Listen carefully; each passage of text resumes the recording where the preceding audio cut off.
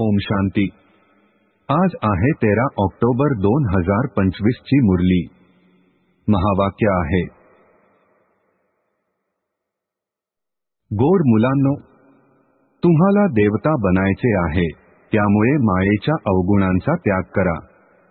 रागावणे, मारहाण करणे, त्रास देणे, वाईट काम करणे, चोयामाया करणे ही सर्व महापापे आहेत। प्रश्न आहे, या ज्ञानामध्ये कोणती मुले तीव्र गतीने जाऊ शकतात? कोणाचा घाटा होतो?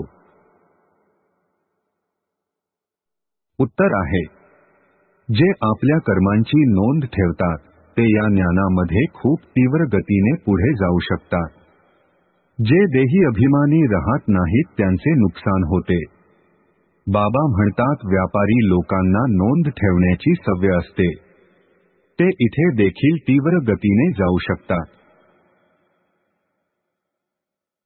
धारणेसाठी मुख्य सारांश आहे, 1. स्वतःमध्ये स्वतःची तपासणी करून दैवी गुण धारण करायचे आहेत। वाईट सवयींना काढायचे आहे। प्रतिज्ञा करायची आहे, बाबा, आम्ही कधीही वाईट काम करणार नाही। 2. कर्मातीत अवस्थेला प्राप्त करण्यासाठी बाबांच्या आठवणीची शर्यत लावायची आहे। आध्यात्मिक सेवेमध्ये तत्पर राहायचे आहे। मोठ्यांचा आदर ठेवायचा आहे। आजचे वरदान आहे, बाबांचे अनुकरण या पाठाद्वारे अवघड गोष्टीला सोपे बनविणारे तीव्र पुरुषार्थी भव। अवघड गोष्टीला सोपे बनविण्यासाठी किंवा अंतिम पुरुषार्थामध्ये सफलता प्राप्त करण्यासाठी पहिला पाठ आहे बाबांचे अनुकरण। हा पहिला पाठच अंतिम स्थितीला जवळ आणणारा आहे। या पाठामुळे अभूल, एकरस आणि तीव्र पुरुषार्थी बनाल।